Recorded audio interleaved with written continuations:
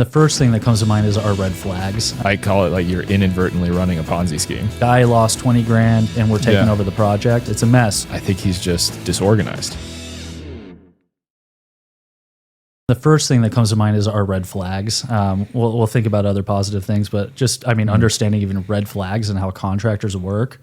Everyone knows how they were robbing Peter to pay Paul kind of thing. You know, so now that I'm in the business, I can see how easy that can be, for a contracting company. A lot of people, their whole model is just like, get deposits and I'll get to you when I get to you, you know? Mm-hmm. Yeah. And I literally just took over a job 2 weeks or about a week ago. We quoted it 6 months ago. Guy hired another crew for less. After all the change orders, oh my gosh, he was within like $2,000. I think even $1,000 of our original quote after this guy's change order. Now he's gone. Guy lost 20 grand and we're taking over the project.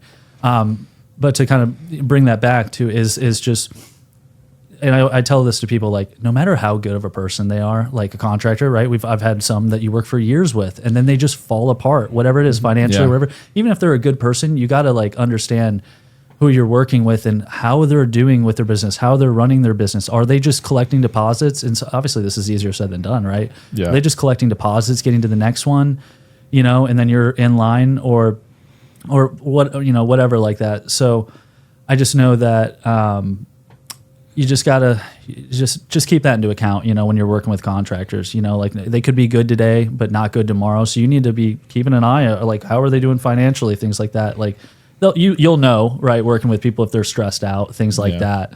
But just kind of, that's one thing I've learned, and so one thing we do to eliminate that is we have separate bank accounts for deposits and things like that, and then payroll, and then, profit margins, and then taxes. We have a different account for all that. So it's not commingled, right? Yeah. Because then you're just doing all this backup bookkeeping, trying to make sure your cash flow, you're monitoring cash flow in one account with all these different things going on. It's a lot. It's a mess. It's a mess. So that's why we're trying to bring some of that professional acumen to the structure of how we're working, right? So we can avoid those things, because you can see it's an easy thing to get into. I was doing my cash flow analysis this morning, and I got money coming in at the end of the week. I got some next week, but it's, it can get a little thin, and you got to make sure you're doing the right things, and of course then you got to make sure you're paying people on time. So it's kind of a long roundabout, answer to your question. But I think that's a great one to highlight. It's something I think we've experienced plenty of times on the sort of the client side of it, of contractors, like you said, contractors we've worked with for years who are great for years, and then all of a sudden it's just, hey, what happened? Like we just lost you on this job, and I think that is an important distinction, and that like matches my experience. I've built personal relationships with many contractors that unfortunately it's like we don't work with today, and it's because something kind of ended up happening, and I still to this day, even though it's like from a business standpoint had to like kind of sever ties, it was still like, I don't think that guy is like a bad guy. I think he's just disorganized. Yeah. Like he just, and that makes that robbing Peter to pay Paul, keeping your accounting like siloed from like one project to another. So many contractors that are talented at what they do in terms of like the renovation and the actual skill set involved in it. They're not accountants. Like, they didn't want to be. That's not why they got into the business. Yeah. Like, they're swinging hammers. Yeah, they want to swing hammers, and that accounting side of it, like, so I feel like it is the ruin of a lot of contractors, where you just end up in that situation where I call it like you're inadvertently running a Ponzi scheme. Like, yeah, it can happen. It can happen. Yeah, and I've just that was a realization I had within the last week. Like we had the stuff siloed out beforehand because we had a business coach who told us to, right? And that's what, gave us a good heads up on things like that. But I saw it firsthand. I was reflecting on it. I was like, oh, I see now why people do that, and especially after I took over that job for them. But so that's been one thing I've learned. What was the exact question exactly? Well, yeah, learning from the thing that you wished more investors understood, and I think that is a big one. I appreciate it. Yeah, it's also going to allow you to scale as you grow, and allow you to kind of fulfill your ambition too. Because, like, to Ryan's point, like, there have been so many great contractors that we've known who just couldn't build these processes and habits now when they're young. And so like as their business started to grow, it got too much to control. Yeah. Or sometimes like I'll see it where people will have sort of a sense that they're overextended, but they don't really have the systems to like know for sure. So they'll end up just turning down jobs. And like, so they're just kind of like, or price is so high that if they say, yeah, that's what is that joke with contractors never say no. They just raise the price of the quote. Yeah. You're looking at it, you're like, what the heck? Yeah. But that's, and one thing you kind of led on to earlier was when we were talking about kind of like individual people, like whether it's just an agent or I'm just a contractor, that's one of the things that I really like about our business is like, I always say is like, I can look eye level with these people, especially investors. Like I know what it's like. I know what they're looking for, usually just the price, right? Obviously in quality, but it just makes the conversation easier when we can just cut to the brass tacks of everything. What's the purchase price on this? Okay, what rehab are you trying to be in? And what's the ARV? I ask all those questions. I want to see what's going on too, especially if you're bidding out a job and you got to know, if the number's even going to work and it's worth filling out a whole quote for. So it's just nice getting in there on the mix. Okay, what do you need? Do you have your inspector? You got a good agent, right? So I do enjoy that because, like I said, I feel like I can be more eye level. It's not like they're looking down on me because I'm a contractor, right? And I'm not looking down on them because they're maybe new at something. So I just think it's a little bit more of a level playing field for us. Do you ever get anybody who's kind of resistant, like they're trying to like keep their cards close to their chest on like the ARV question? They're like, oh, just give me your price. It's not been too bad. No, I think you got to build rapport and stuff like that, of course, But no, I haven't got too much pushback on that because I like to think we all bring in that we're trying to make something happen energy, Yeah. So luckily not yet, but I'm sure there will be plenty of people, that want to. They're just suspicious of me, Yeah, and a certain amount of that, like because I get it, like as an agent and a property manager, like we experience that sort of same level where we have to build this trust and know that like, okay, we are partnering, and like we're all trying to achieve the same goal here. So I kind of understand the certain level of sort of skepticism and like I'm going to keep all the strategy on my side and I just need you for XYZ. Yeah, but it's like I feel like I run into a lot of out-of-state investors that they kind of speak out of both sides of their mouth in that because like they'll, on the one hand, it's like they want to keep all their strategy cards like close to their chest and like not sort of be open-handed with that. But on the other hand, it's like, oh, I'm trying to build my team. I want you to be my guy. Like like we have this like one-to-one relationship. It was like, well, if I can't see what you're doing behind your back, then I can't. Yeah. I can't really be the resource you want me to be. You got to all have the same vision here. You can't leave anything out, just part of it. Yeah, that makes sense. I didn't know you got that sometimes. It's funny. I'm sure I'll get someone now that you mentioned it. I'll be like, oh, that's what he's talking about. Yeah, more so on I'd say the property management side than on agent. Like people want to talk strategy with you when it comes to like their property search. It's funny how like I think people like tend to see agents in that role. But with property managers, I think people view, at least it's been my experience, a lot of people view it as like, you're just here to provide a service. Even though I'd say, if anything, it's the opposite, is like your agent is there to provide you with a service and just finding the property, find something that meets your criteria, and then they're kind of done at closing. Your property manager, that's your long-term partner. That's your boots on the ground for asset management, you know? Yeah, exactly. Yeah, that's interesting. It ties in well with like your first point about like one of my favorite quotes that I think came from a business coach, but like I heard it in business school, was that being in business is just an excuse to be in relationships with people. And so like that trust building, it starts from day one, like that from that first conversation. And I think a lot of times the reason that people who are hiring a property manager have those issues is because they've had negative experiences in the past. And it's just, then it's on us a little bit to overcome those trust issues and show them that we're fully committed and we have the accounting dialed in, we have like the boots on the ground factor all dialed in, and we can put it all together. Yeah, that's I was dealing with it with my 4-unit in Muncie. It's just been, things were great with the property manager I had until it wasn't, obviously. So now we've got someone in now, but we have one vacancy we've had for like 6 months, so we're trying to get it filled, but also it's like, they're like, yeah, we manage 400 doors. And I'm like, okay, how's my 4-unit going to make it to your priority list? So I can see, that's, just battle of the business, you know. Yeah. No, I feel like there's so much gaslighting that goes on in this business where it's like, that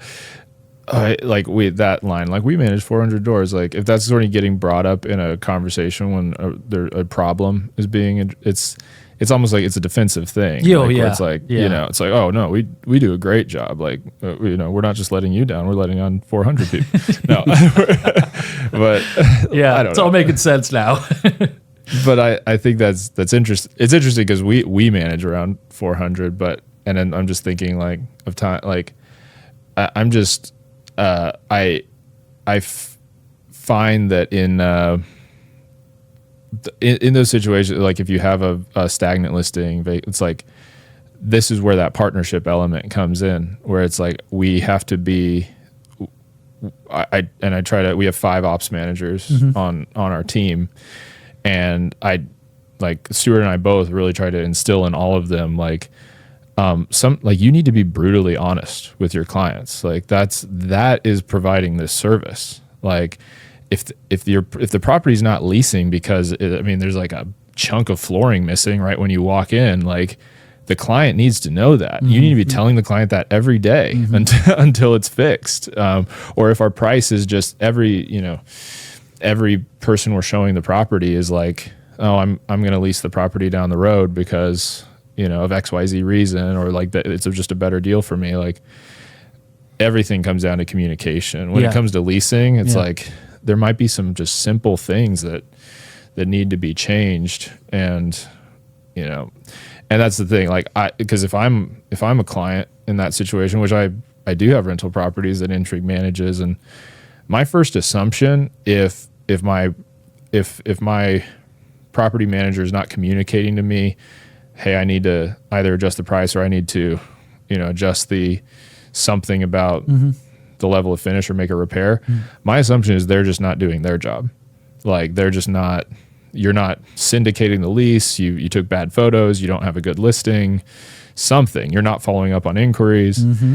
So I always just try to teach our ops managers, like that's what the client's assuming about you, unless you are telling them what obstacle you're running into that's related to the property. Yeah. And it's a two-way street. Like they need to be inquiring with the project manager or property managers as well. You ghost them for a month, you got to keep that. I always call it cadence, just keep that cadence. Yeah. So then you're, if it's bi-weekly, weekly, monthly, just keeping that cadence as the investor, right? Property managers, they got a lot going on. You know what I mean? And most of them, like, it sounds like you guys do a good job with it, but things happen. You just take it's on the client too to make sure they're using asset managing with their property manager. But the honesty thing and the communication, I feel like that's a crux of people in business, right? Many businesses, yeah. Like Matt Wayner, shout out to him. He told me the old adage, fast to tell bad news, slow to tell good news. So I try to always live by that. As soon as that problem comes up, you find out about it. I had the client order 30-inch vanities and it was supposed to be 26. But guess what? I told him it was supposed to be a 30-inch. So I had to own that, right? So as soon as you find out, you're on the phone with them. And more often than not, sure, they might get upset. But a lot of people just appreciate the promptness and just getting to it. Let's get on this call and let's hash this out right now. You know what? I'm going to go hand deliver those vanities back to Home Depot for you. Because I did that, I'm going to go get those returned for you. So just compromising and communicating. So coming up, that's the thing. Yeah, once everything's out in the open, you can, you can work out a solution together, and you're faster to find it.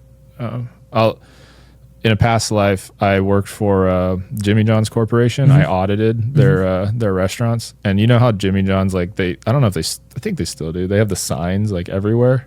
I think so. They used to have the sign, and there was always one that I always remembered noticing. Some of them actually had like nice little business adages, and one was always like, telling the truth is not just the right thing to do. It's also very efficient. And it's similar to that fast to tell bad news. That's always stuck with me. It's like, if everybody's just honest, then we can nip this in the bud right now. Yeah. So we're all solution driven here. Sometimes I got to remind people on the call, hey, this call is a solution driven call. That's all we're here for. We're not here to complain or anything. Let's just get to it. Let's fix this, And if you have to own something, you own it, And then of course, how it goes. You're building trust, and things get better along the way. Problems always happen, It's up to us to bring them to light and solve them, And if you do that in any business, you're going to get pretty far. Yeah, so, it's totally true. Integrity, gotta have a little bit of integrity. Right. It's also the right thing to do. Yeah. What do you do when people aren't looking? Yeah. Your client's always going to be a lot less upset too because like delaying telling them something like a mistake that might have happened is just going to delay the project because you're putting off shipping times of ordering a new vanity or something like that. If you're quick to tell them and correct the issue, then you're also keeping the project on track too. Yeah. I'm pretty happy these days, by the way. I have been hitting my timelines on projects. I mean, great. I'm sure you guys know, like for flipping, I was telling my client the other day, he was mad at me because I was a day over on my contract. And I mean, I had like a little storage unit, floor to paint, and then the pitch on the water heater exhaust was wrong. 2 items. And I was like, I'm still pretty happy with this. It was a good job. And we did a full basement remodel, and all of the upstairs. And I just thought it was funny. I told the guys, I was like, because they haven't worked with anyone else, before. And so it was one of those things where I was like, I don't know if you know how good you've got it working with me, but I'm honest, I take it. And if you want to yell at me, I will sit there and take it, and say, yes, sir, I will do better, let me know how I can do better. So, but right now, things are going pretty darn good, hitting timelines. If I can live with a day off my timeline, on a 6-week project, I think that's pretty good. We've all had the pain of, months over. I've had some long projects. Yeah. Sometimes I feel like that can be client dependent, right? If they're, if you were only given the opportunity to quote 80% of what needed to be done in the beginning, and then they sort of realize as the project's going on, like they keep adding change orders. Oh yeah, it's harder to add. Change orders add timeline too. They add timeline. It's not just cost. Even though we don't do project management specifically in the property management world, and like working with investors, we usually have a front row seat to it. So we're usually kind of a spectator. Like, okay. And sometimes we're playing, like not on with any of your jobs, but like, sometimes I feel like we get to play peacemaker with the contractor. And be the mediator. Yeah. I had an uncle growing up that was a contractor. Like, he ran like a small operation for a while in Central California, and he always said the phrase like, when I quote a job, I don't quote what it's like I don't quote what it takes to start the job. I quote based on what it's going to take, what it's going to cost me to leave the job. And it was like I thought that was kind of a good, because it's like you're just trying to anticipate like. Yeah. What's the client going to say that's going to just keep me stuck on this job? Yeah. I got one buddy who's I've been working with. He's got a pretty good company, and he's like, I have a $250 change order form. He's like, so because you can kind of get into that sometimes where people just changing, and it takes, it's just adding more work, obviously change orders sometimes are necessary, but they can kind of get off to the rails. And so he's like, man, I would totally add a $250 change order. It makes them think twice before they start doing it, and thinks when they're doing the original quote, if you're telling them that up front, then it's like, hey, if you think you're going to be adding a bunch of change orders, maybe think about that now. Yeah, exactly. And just get it on my original scope. Yeah. Or if you have to do a change order, like maybe if you think you might think of 5 more things, try to think about those right now. Get it and only pay that $250 once. Yeah, and that's why. Oh, that's a good point. And that's why we always have obviously a contingency plan. I was doing one today. We had two different plans on the property. It was on Station Street, I believe, and one was like a high end flip. Maybe 125K rehab.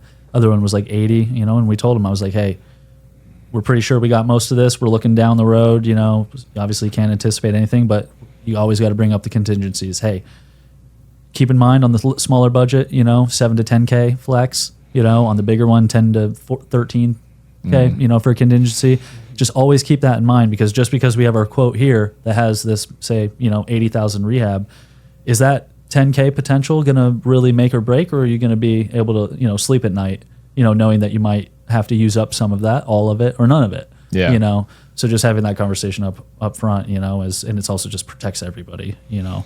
Yeah. Your deals cannot, you know, especially flipping too, you know, sometimes you got everything whittled down as much as you can, you know, and you're like, man, if anything goes wrong and it's like 10K, which happens very easily. And you know what, even if it's a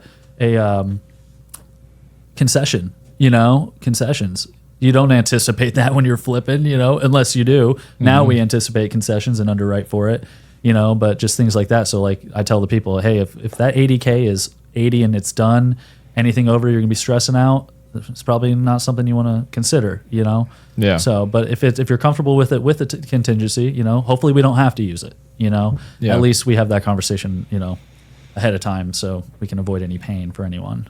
Yeah. Oh, absolutely. I think it's great to set those expectations. It's almost like it's one of those things you hope people just sort of come in understanding that the nature of this business is I'm going to give you a quote, but it's based on everything I can see. If you're going to have me like opening up walls and doing additions, like right. Don't know what we're going to find. Like, yeah, there could be contingencies. When you say concessions, you mean like when they go to sell the asset and they make concessions for, Yeah. I've had concessions on like the last 3 of mine. Yeah. I mean, they were spanning the last 12 months, but still. Are you still giving concessions? Like, I thought we were at like the highest rate of them.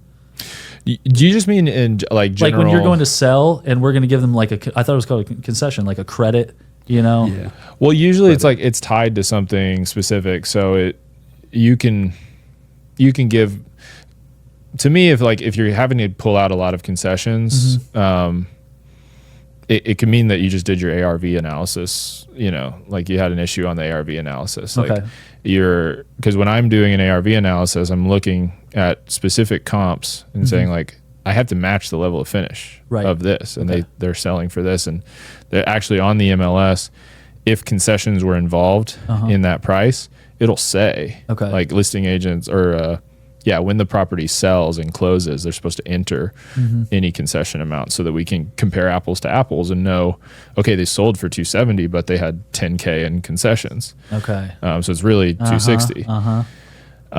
So part of that's like, I think just your agent has to do a good job, like running that CMA on the ARV analysis. But, you know, but concessions can happen also during the inspection. Like, you know, you end up, it's like, oh, there's this issue in the foundation we didn't address, and that's going to cost $5K to take care of. Like, sometimes they're like a seller will offer a credit for that.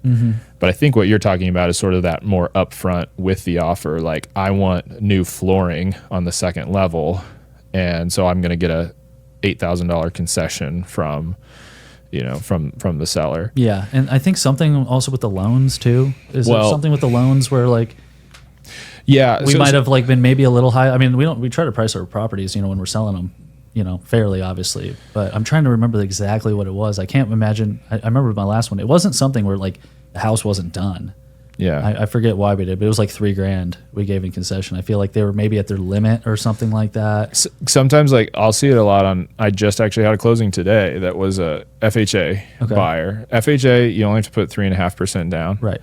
But sometimes people that utilize FHA, like they don't even have that. They have like, I would like to buy a house, but I have zero money. Right. Like that's like everything, you know, goes to pay bills, and you can buy a house. Because the FHA allows you to get seller concessions. I think that's what our situation was. Yeah. But what I would say in that situation, if I get an offer from FHA, you know, loan, if I also have an offer from a conventional, I'm going with the conventional. Yeah. So it's like, because it's just strong, you're going to jump through less hoops. Than going with FHA. And if I'm working with a buyer that wants to use FHA, I always set that expectation. Like, we got to make our offer as impressive as we can because there's a lot of red tape. Because it's an FHA and the seller's going to have to deal with that. But what'll happen, and like this happened to be, I was representing the seller in this case. It was $122,000 property, Little Flower, small little 2-bedroom. Yeah. We got a project that just started in Little Flower on Linwood. So this one was on Chester. But yeah, we just so we go under contract, so the FHA, that was the only offer we had in hand at the time. I think we'd been on market like a couple weeks, and so, you know, we negotiated. We landed on a price. The concession thing, I think they did. I want to say they asked for, I want to say maybe like $5K in concessions. But what will often happen is you can increase the purchase price to compensate. Yes, I think I have done that before. Okay. Yeah. So usually like that's where it sort of, for the seller, it becomes a wash. Like for the buyer, they want to get the maximum they can get for concessions, the maximum FHA will allow. And the concessions can go towards like the closing costs, right? And things closing like that. costs, down payment. Right, that's like, what I thought. Yeah. Yeah. The guy who helps us produce this show, his ears might be burning over there because he's works on the lending side. So I'm sure he actually probably knows a lot more about. He doesn't have a mic though, so I get to spread misinformation about it. But yeah, but the point was, obviously, just when you're doing numbers with people, we always got to have contingencies, flex plans, things like that. Make sure you're not getting in a bind. So I think that's up to the contractor to make sure is vocalized. They could be new, to any of it, so just trying to make sure we're buffering and protecting people. Well, it all just comes down to making sure you have that healthy margin. Yeah. Like, because if you're trying to flip and you've got a 10-12% margin, it's like, then stop trying to flip. That's a buy and hold. like great, you added some value, but like, let's hopefully it cash flows, because you should rent that out, Yeah. I've been in those situations before. They're like, can't you rent it out? I'm like, no, I have a bunch of hard money on it. I need this thing gone. Yeah. Well, but if you're done on the rent, now you can refi. Yeah. At a 7% interest rate, which is, but now, no, they're coming down. They're like 6. more around 6 now. Yeah. Yeah. Are they going to go down? Isn't it, it's based on the treasury yield, right? And sometimes that goes up. I don't know. It's been working its way down. It made it under 6 recently, but I've also been hearing things like people expect in 2026 that it may start to increase again. Really? It is all just based on, it's like the bond market. Yeah, treasury and things like that. I think it got as low as it's going to get. Really? Foreseeable. Yeah, like, okay. I mean, I can't speak. Of course, everyone's just projecting. Yeah. But I think like our previous guest said something about like we're never going to see 2-3% ever again. That was crazy. Yeah. That's when I started flipping, was in that market, the 2019, 2020 market. My first house I ever flipped was up in Frankfurt. My wife's cousin, David Meek, great guy. He owns Restoration One up there. He's an investor. And my floors were like 2 inches off from one side of the house to the other. And I sold to a VA loan. Yeah. It passed, and I had multiple offers, accepted over asking, things like that. So that was when I started, it was a much more forgiving market, Yeah. So I could have floors that were a little wonky, the house was great, but, I did have that. People were just glad to be able to get into a house because the inventory was so crazy low. I know. Because everybody could get those mortgages, and it was like practically free money out there. But I thought I was like getting ripped off paying like, I think it was like 4%. I think I paid on my rentals back then. I was like, man, this is a rip off.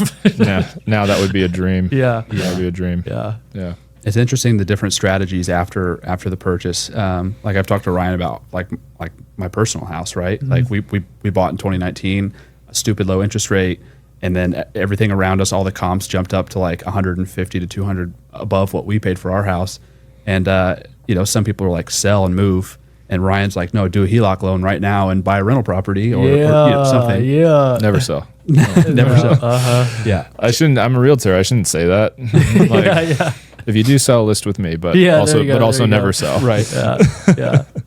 Well, one of the questions on our list, like for you, was what is something that out-of-state investors or just like people who aren't local to Indianapolis should know about the Indianapolis real estate, whether it's flipping, I know you have a background in that, whether it's hiring a contractor, buying properties. A lot of potential here, as obviously everyone knows, but I mean, it's just pretty competitive. It's pretty darn competitive out here. Expect to put out a lot of offers.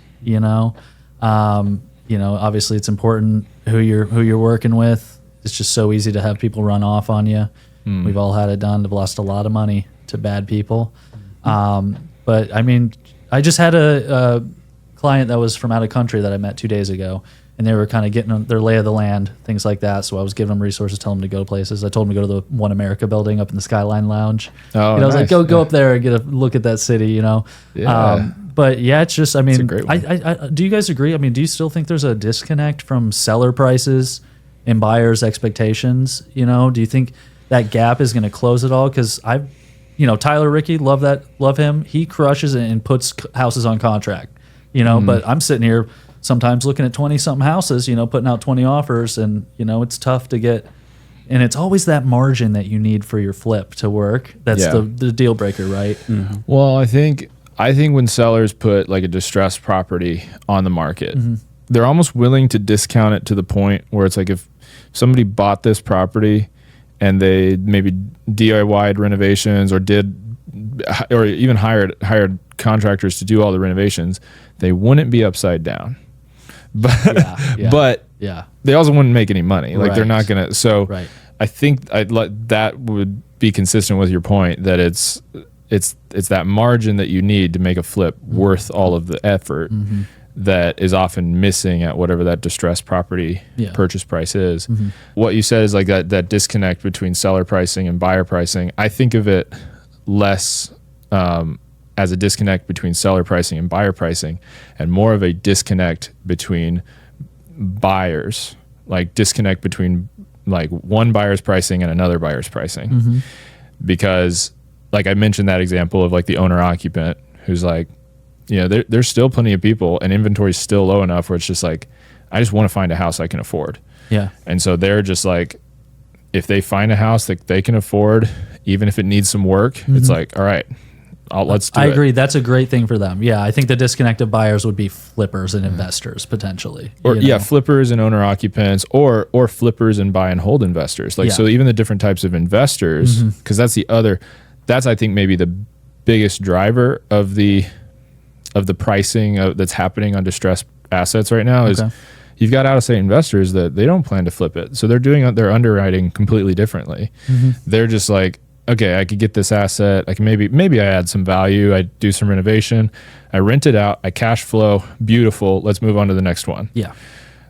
And they don't care about leaving money. And they might get a little extra equity while they're at it. You know? Exactly. They view that as whipped cream on top of the sundae. I agree. Yeah. So that kind of, it puts flippers out of business a little bit, because then flippers are like, well, then if they're willing to pay $100K for that property, then the seller's not going to take my offer for 80. Yeah. And back to your point about, what to know about the city, obviously highly competitive, but like what a great place to be, right? Like all the markets we're in, I'm born and raised here in Indianapolis. Like this is pretty cool. So there's a ton of obviously opportunity. Just, you got to sharpen your teeth and get in there, get messy, and always, network and get to know people, and don't just take someone's, recommendation for someone. I had that. Like one of the guys that took a lot of money from me, he was referred to me from a big multifamily developer, and he was like, "Yeah, he did great for me, did a great job," and then he just robbed me blind right after. So it's like, but what did I do? I only took one reference, So it's like your due diligence is just so important. It might sound, obvious, to us now. Yeah. But, when people are excited, they want to run and gun with things, you just got to take your time. I think that's, was that like, you said that was like a sub that you worked with, or like it was when I was flipping, I hired him. Yeah. Hired him as a contractor. Yeah. And I think what we do with contractors is we like to try to start them small. That's our biggest thing. Is like I like to send people on the leaking sink repairs and like some of those, and it doesn't matter who, like even if they come like well recommended, and I'm like, okay, it's like, well, like I just got to get a feel for how you operate. Of course, I've made the mistake. I had one of my, this is part of what we bring to the company. When things go bad, I'm gonna eat the shit sandwich. You know what I mean? So we had one guy, who was recommended. He'd been doing some other stuff, so I put him on this full Carmel, Indiana flip, rehab. Yeah. And the first red flag, man, the client said, I want gray roof. Okay, gray roof. So he showed me the tile sample, the shingle sample. And there's gray there. But he didn't realize is when I see a photo of the shingles on the roof the next day, there was 3 colors and mostly green was involved. So there was like dark green, light green, gray. So were the shingles all different, or you're talking about like the asphalt within the shingles? The shingles, like you got the shingle piece. It was like green, gray, light green, dark green, gray. It didn't look too bad when it was on the roof, but obviously it was not the gray that we said. Yeah. So I had to Yeah, so he I showed couldn't you the believe it. one gray like little yeah, piece he was of the like, shingle. well, it was on a pallet, and the photo. I looked at it, and you didn't really realize it was all covered up. Oh yeah, because he just peeled it up just to show you. Yeah. So, but that was just I put this guy in a full house project, and had never personally worked with him. And yeah, they put the wrong color roof on, and then of course I got my magnifying glass out. Investor has her magnifying glass out. And she's like, look at that ridge line over there. And it's like sagging down. And then we go inside. I'm looking at the plumbing. I'm like, what is going on in here? You can check out our full library of episodes wherever you get your podcasts.